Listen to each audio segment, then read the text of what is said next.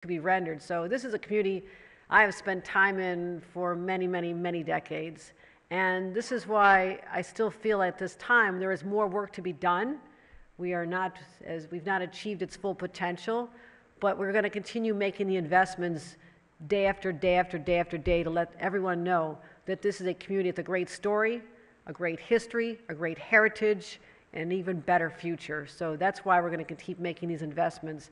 And as you know, in my State of the State address last January, we talked about how we can reunite a community that was literally divided by asphalt and decision made by individuals who determined that the best thing you could do for Buffalo is to divide it in half, to really, split the heart in two and create the exodus of white flight out to the suburbs easier, as was happening when people could live out there and have a quick commute back downtown. That really began the disintegration of our strength of our city.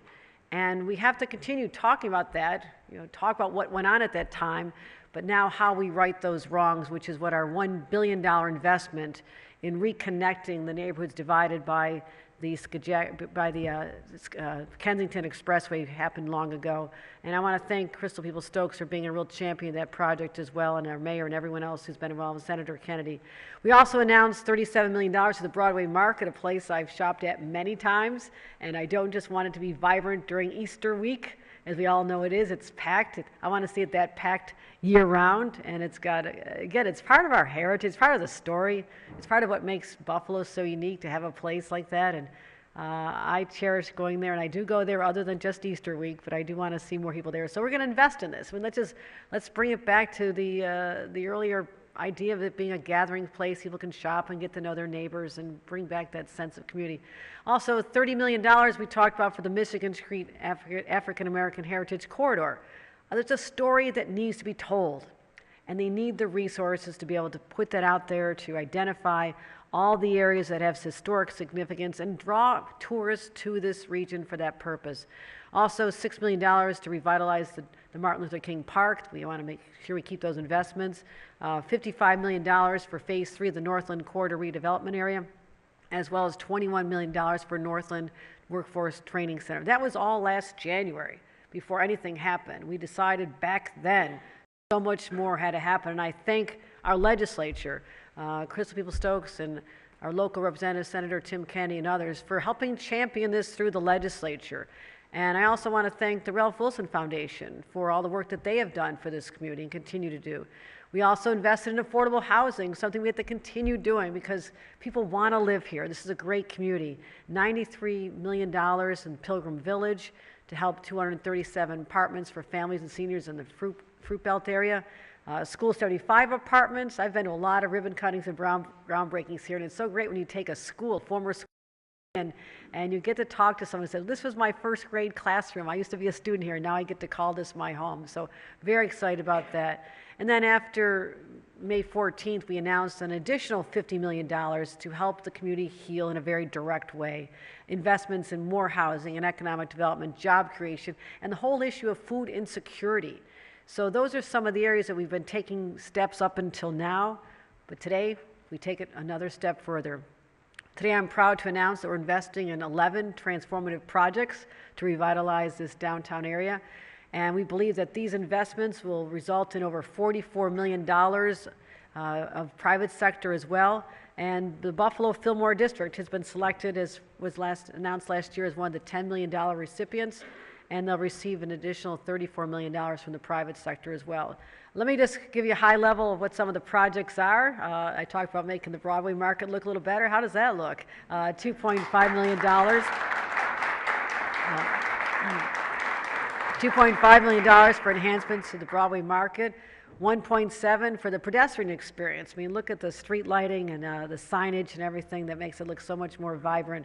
$1 million for the construction of the Buffalo Central Terminal Great Lawn. What a waste of space this has been. Let's make this magnificent. This can be a gathering place where people can celebrate each other and have festivals and just a place where you can have concerts and really make people feel connected in the community.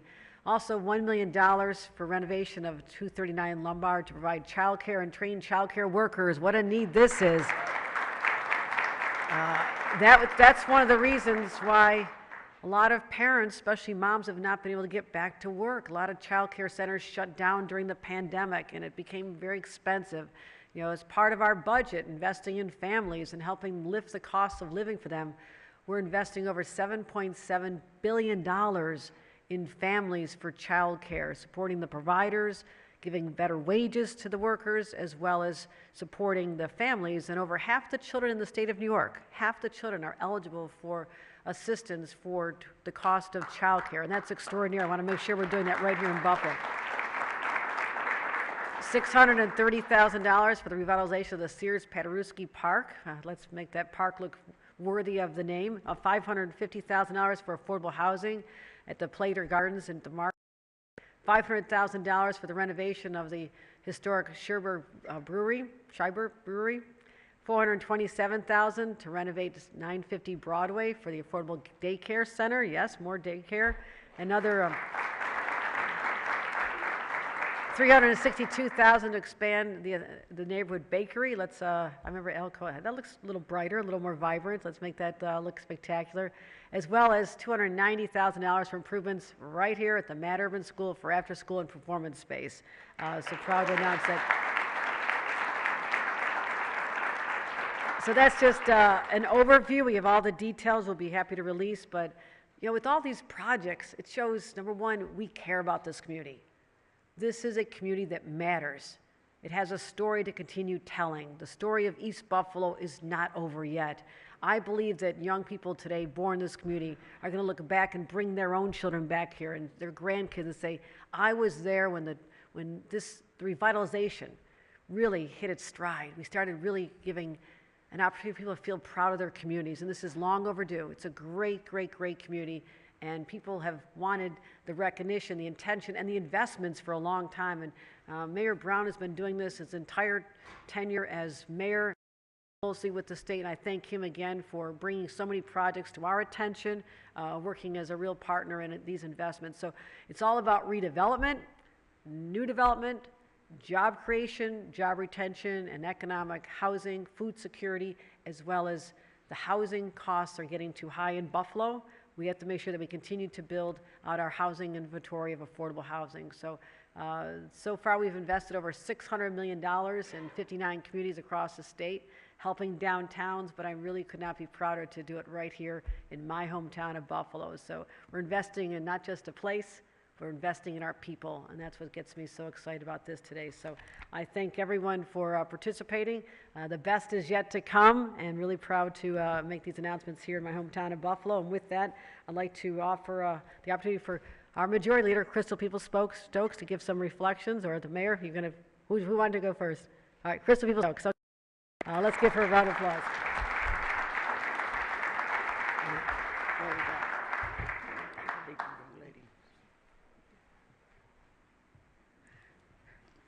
Good morning. How's everybody doing? This is an exciting day in Buffalo, right? It might be a little chilly and the Bills may have lost, but we have a governor. We have a governor. Now, it's not, not that we haven't had some governors before, but we've never had one who actually doesn't just talk about what should happen in this community. She actually knows it because she knows the community. She's from here, and so I can't tell you how honored I am to work with her. I'm honored to be here with my other colleagues in government.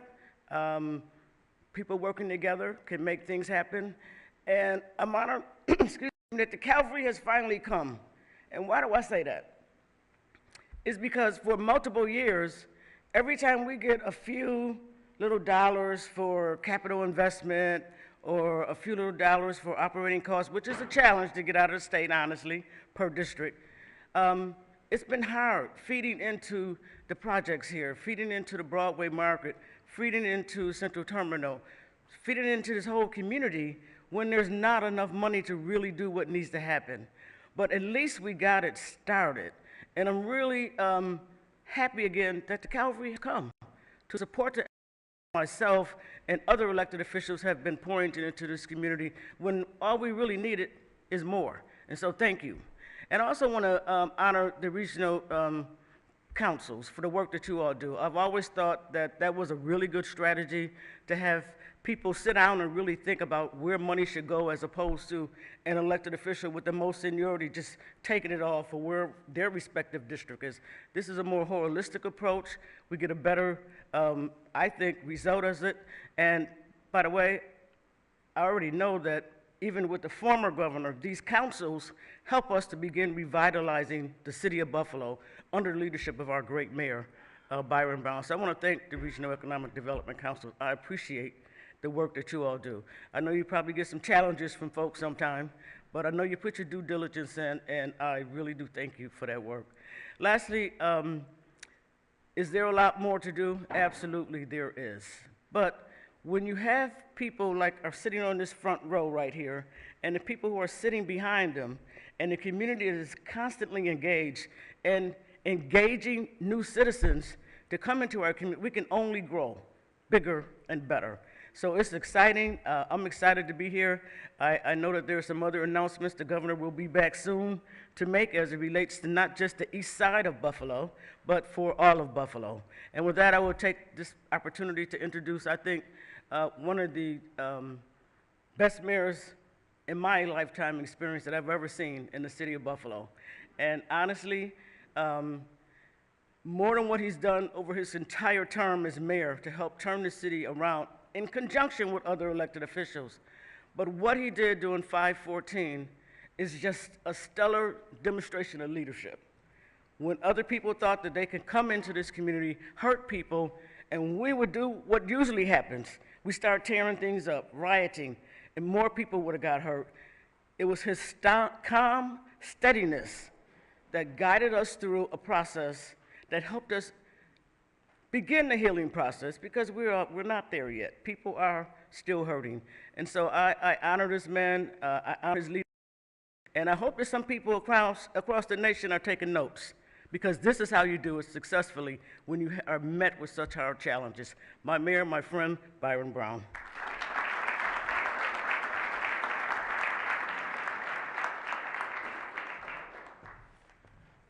Well, thank you very much, Majority Leader Crystal Peoples-Stokes, for that warm introduction.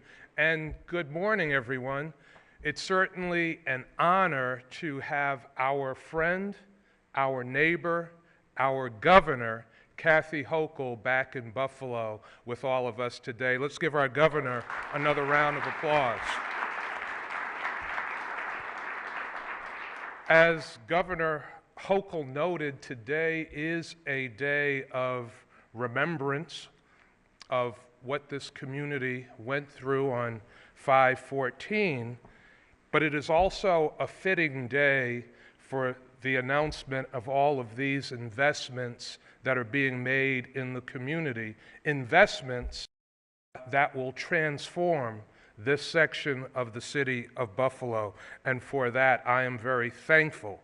The governor mentioned the close partnership between so many of us in government. Again, I want to recognize my colleagues in government, our County Executive Mark Polenkars, our Majority Leader Crystal Peoples-Stokes, and the hard-working, hard-driving Fillmore District Council Member Mitch Nowakowski. Let's give them all another round of applause.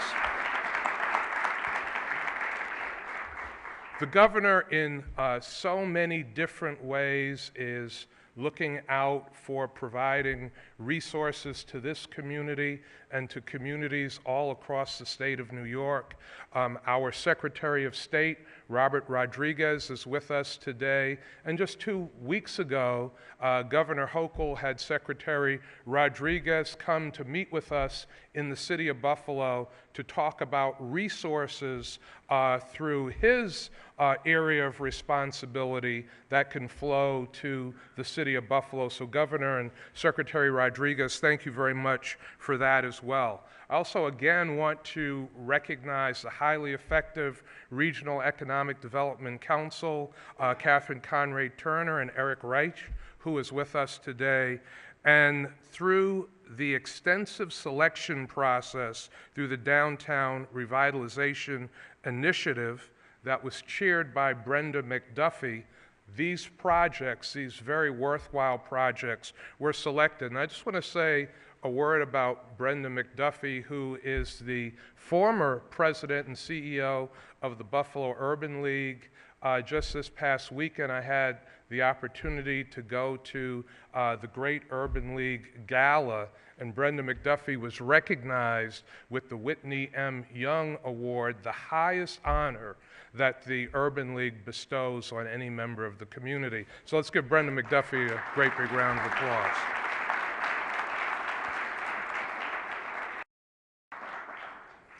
This injection of $10 million for capital projects will leverage so much more than we had hoped to stimulate further economic development for years to come in this area of the city of Buffalo. Broadway Fillmore and the area where these resources are going is not only a gateway to downtown Buffalo, but it is a gateway to East Buffalo. And the Broadway Fillmore neighborhood is indeed unique.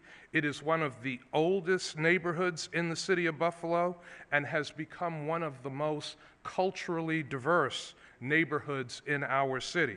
It was originally populated by Polish immigrants, then African Americans became part of the community's historic legacy, and now, more recently, the neighborhood has welcomed immigrants from many of the world, including South Asia, the Middle East, and Caribbean, and the immigrants that are now coming to the city of Buffalo have fueled our first population growth in 70 years.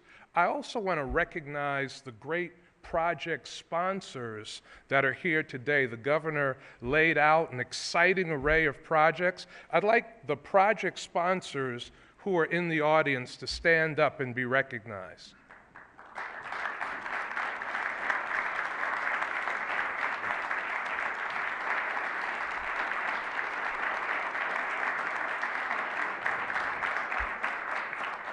Again, today is a day of remembrance and reflection, but it is also a day of transformation. And I thank our great governor, Kathy Hochul, for never stop working, for never stopping focusing on the needs of Buffalo and the state of New York. Governor, thank you for being back with us today, and thank you for the work that you are doing. Thank you for your partnership that is helping to transform the entire city of Buffalo. Thank you very much.